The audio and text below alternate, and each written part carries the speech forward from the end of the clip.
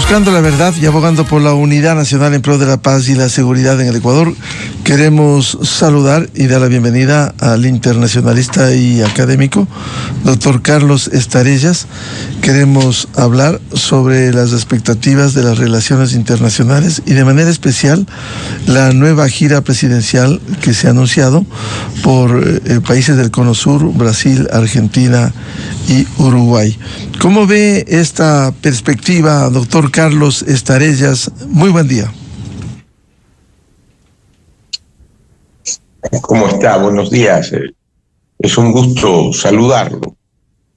El presidente de la República ha tomado lo que se conoce con el nombre de diplomacia presidencial a través de una serie de giras a diversos estados. Y en este caso va a ir a países muy cercanos, va a ir a Brasil, va a ir a la Argentina y también, tengo entendido, va a ir al Uruguay. Y es parte de esta diplomacia presidencial de acercar al Ecuador con los otros estados.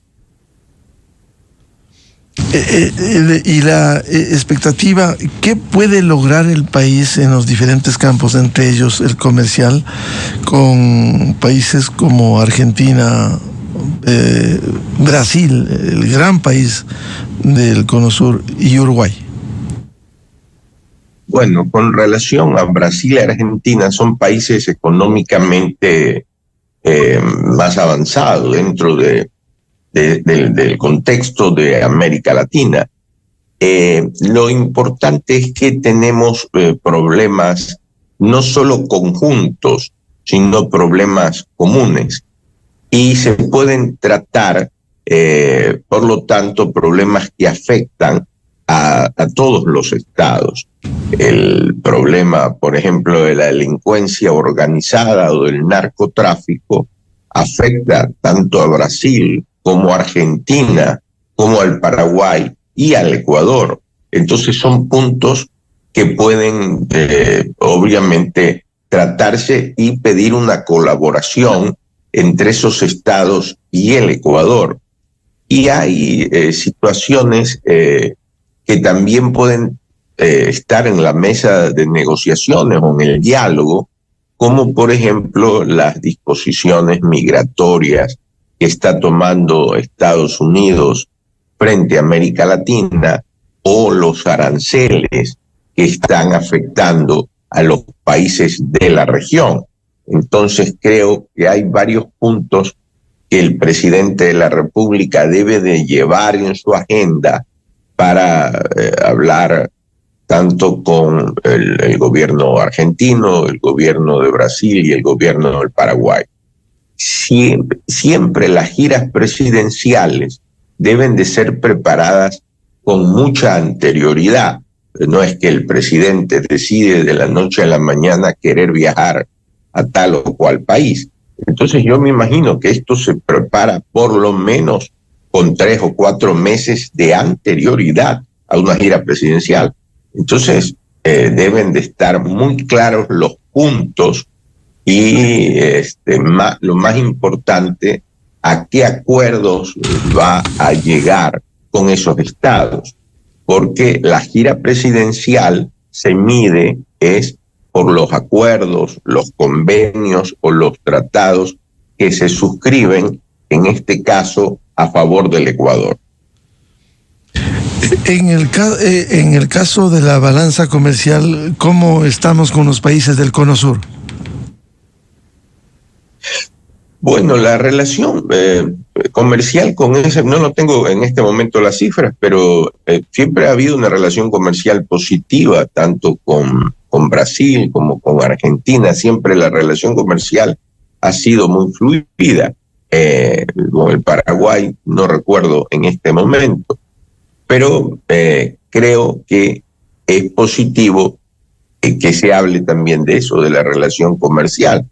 Ahora, la integración de América Latina no solo debe de ser de los países más parecidos, es decir, Colombia, Ecuador, Perú, Bolivia, sino también con los países más grandes, en este caso con Brasil o con Argentina.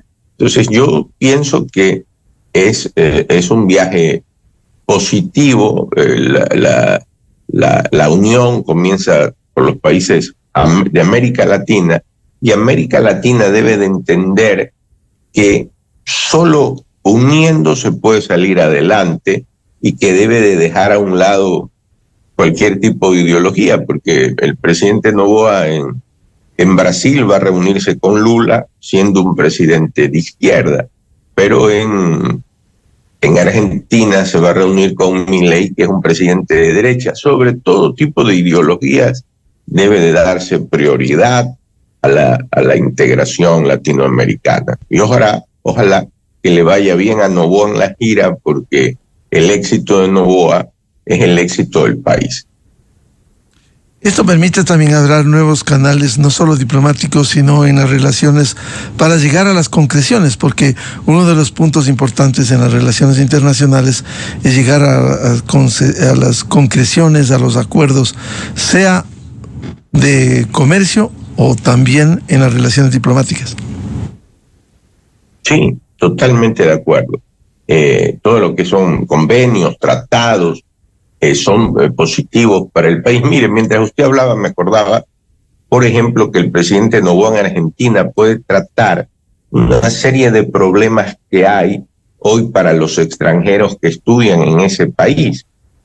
Acuérdense, hay una gran cantidad de ecuatorianos que estudian en Argentina, y que al momento en que entró ya el presidente Milei se pusieron una serie de restricciones, ¿no? Entonces son puntos que el presidente Noboa, estoy seguro, los tiene en la agenda, en esa diplomacia presidencial que él ha tomado, es decir, dirigirla a través de estos viajes. Tengo entendido que más adelante tiene un viaje al Japón también. Entonces, siempre que se organicen con anterioridad y que se logren acuerdos y convenios en un mundo globalizado, será positivo. Ahora, con el resto de relaciones en América Latina, ¿cómo ve usted el panorama? Bueno, yo veo América Latina muy complicado, especialmente por conflictos, ¿no? El conflicto más cercano que tenemos es con Colombia. Colombia está totalmente dividido. Un presidente que ha regresado los problemas de Colombia a los años 80, es decir, un retroceso enorme, y lamentablemente nosotros lo tenemos a Colombia de vecino, digo porque está Petro, ¿no? Que a pesar de tener los mismos colores de la bandera, una misma historia, el mismo idioma, hoy Colombia está con muchos conflictos, y hay una serie de problemas. Uno de ellos básico es que los cultivos de coca se han trasladado para la frontera con el Ecuador, y se conoce que esos cultivos de coca utilizan las carreteras ecuatorianas y los puertos ecuatorianos. Entonces, eso es un problema enorme que el gobierno ecuatoriano obviamente tiene que enfrentar.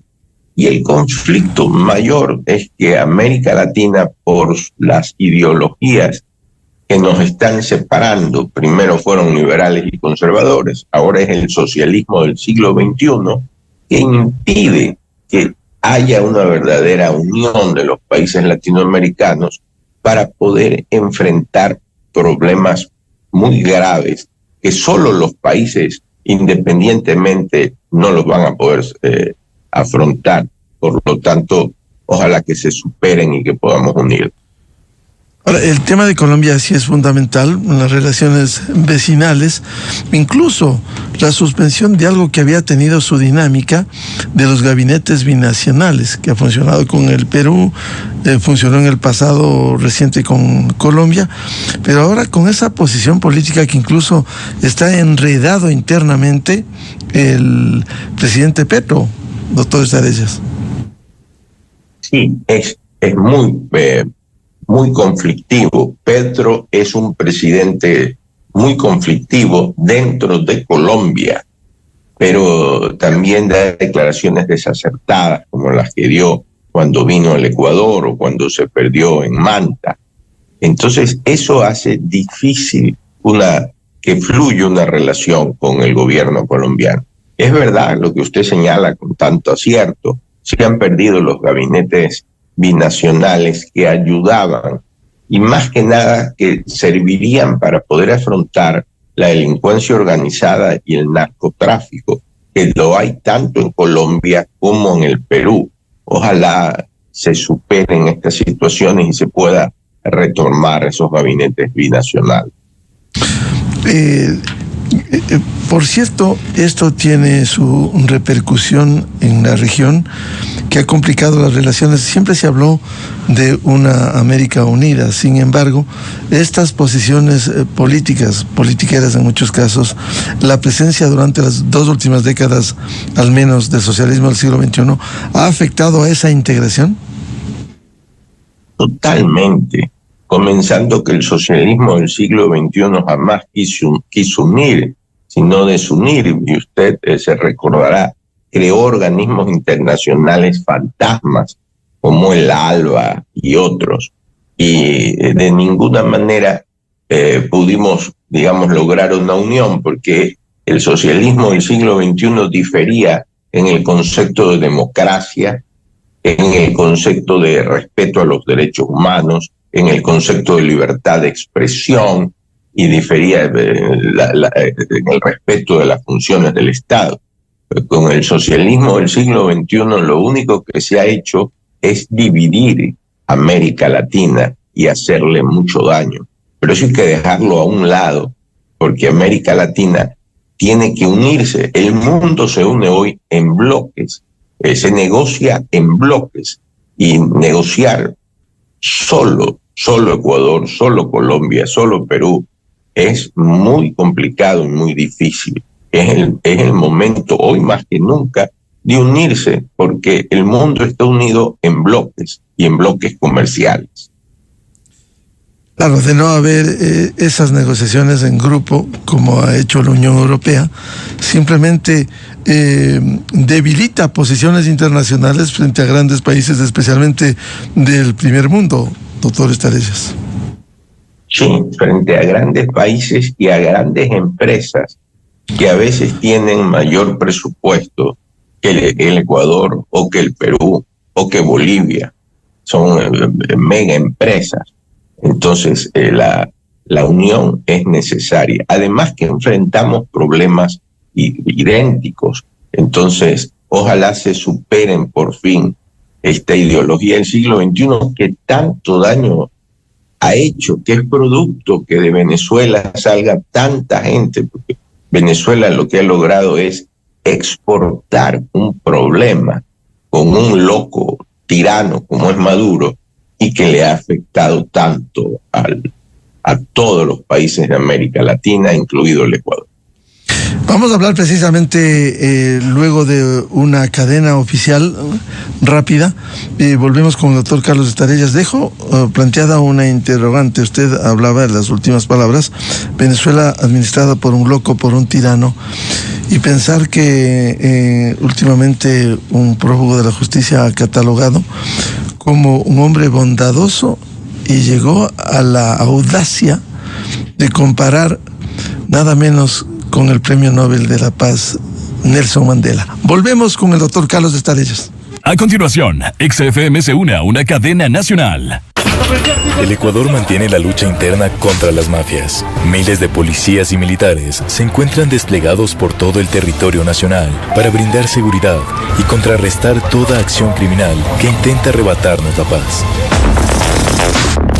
En Guayaquil, gracias a labores de las unidades investigativas, se capturó a alias Hansel, miembro de Mafia 18, quien participó en el asesinato de 2 personas. En Carchi, se interceptó material empleado en la minería ilegal, 100 emulsiones explosivas, 600 metros de cordón detonante. Las acciones de seguridad son firmes y concretas contra las bandas delincuenciales como los Choneros y las Águilas. Varios de sus integrantes fueron capturados por los delitos de extorsión y tenencia ilegal de armas. Se decomisaron armas, municiones y dinero en efectivo. La paz y seguridad de los ecuatorianos no es negociable. Seguimos firmes contra la delincuencia. El nuevo Ecuador. Esta fue una cadena nacional. Usted escucha la revista de opinión Democracia.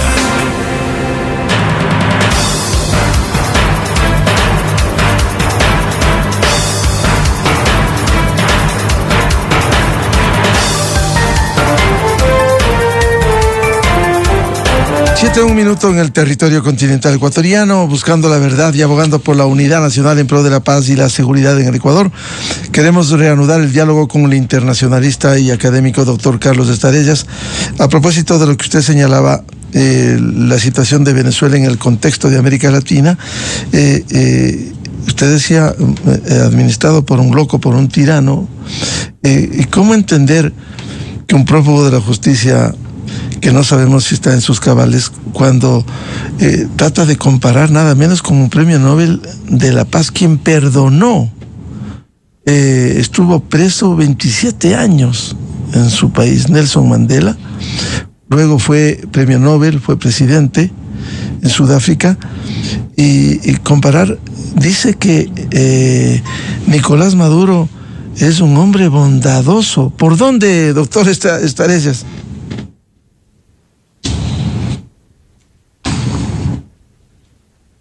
¿Aló? Sí, le escuchamos, doctor Estarellas.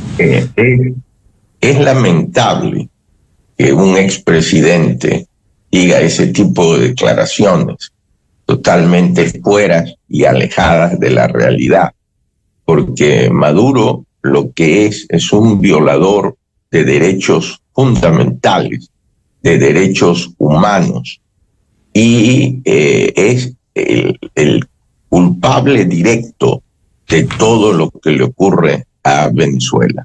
Entonces, señalar que es un hombre bueno es vivir en otra realidad.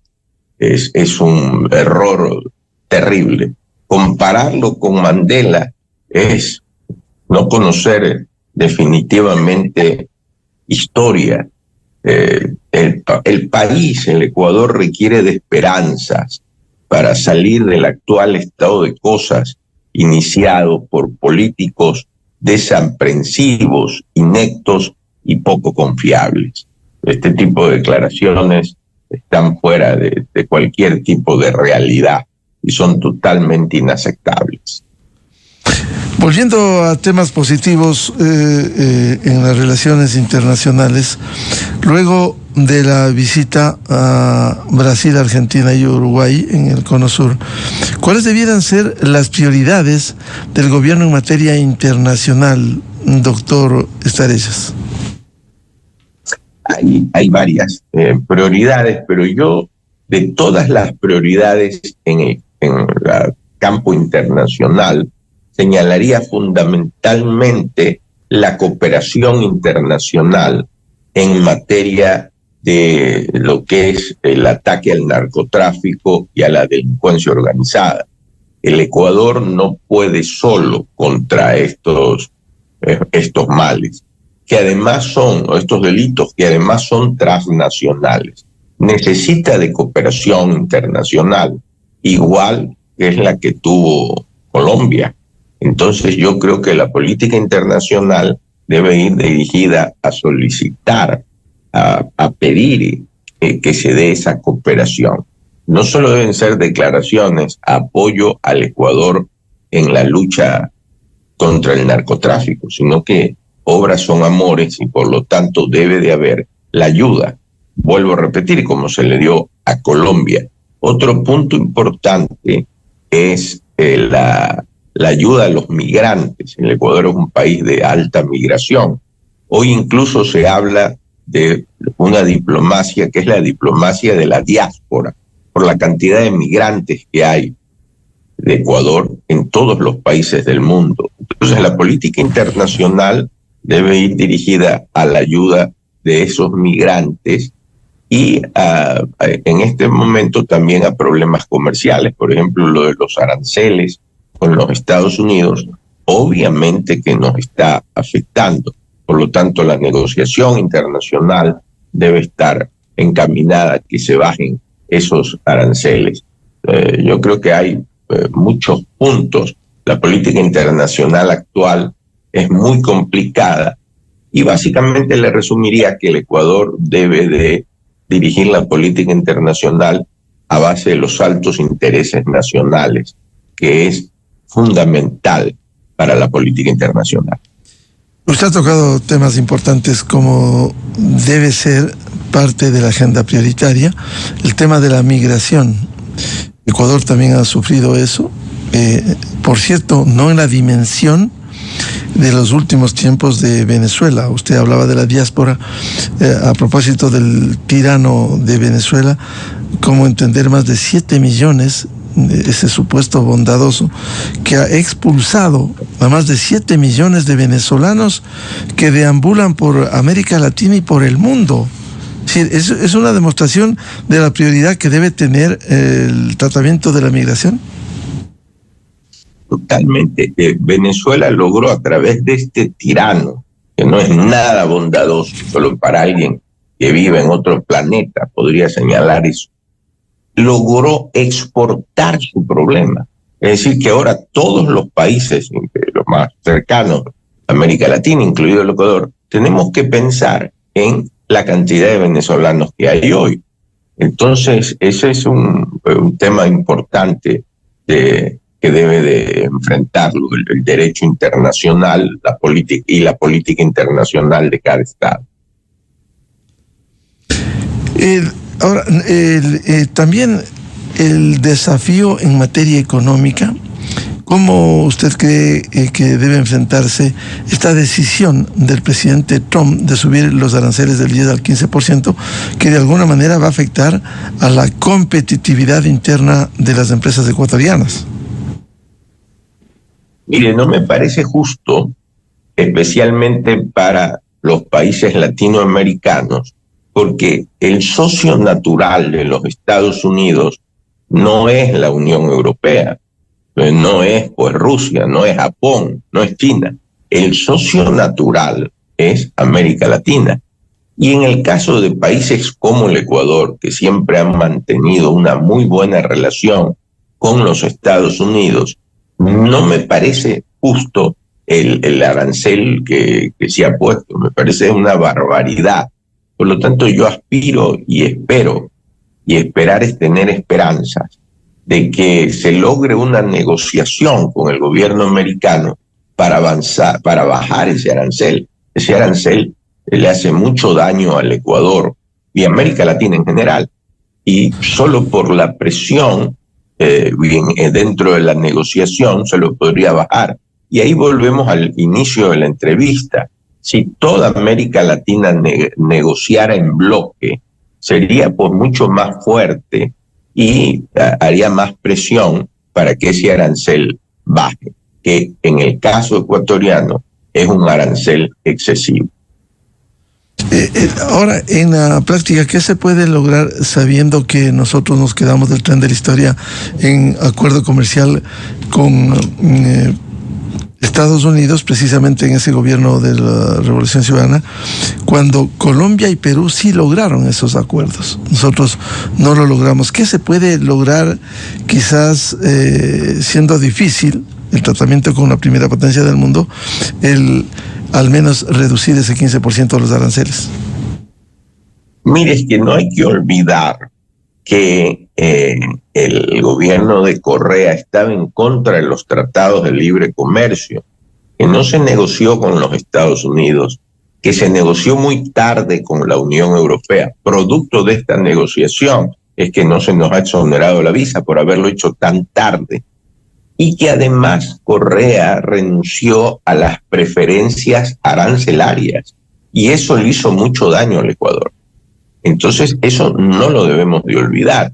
Ahora, yo aspiro que a través de la negociación, de la diplomacia, se pueda bajar esos aranceles. Ahora, el presidente Noboa tiene una relación fluida con el gobierno americano. Entonces, estas relaciones ayudan a poder negociar mejor.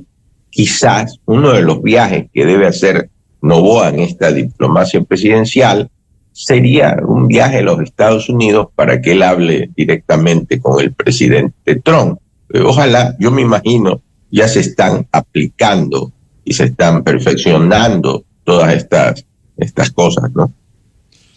Bien, muchas gracias. Como siempre, la atención al internacionalista y académico doctor Carlos Estarellas, temas de interés, partiendo de las expectativas de la nueva gira del presidente por Brasil, Argentina, Uruguay y países del Cono Sur.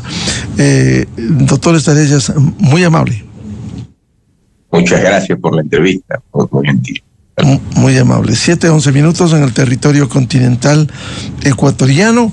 Vamos a una pausa y buscando la verdad volvemos. Diálogo previsto con la señora ministra de Trabajo, doctora Ivonne Núñez. Temas de interés como la pregunta en la consulta popular que ha planteado el presidente Noboa sobre el trabajo por horas, la fusión de ministerios, los 5,000 despidos, la situación del sector público en el Ecuador.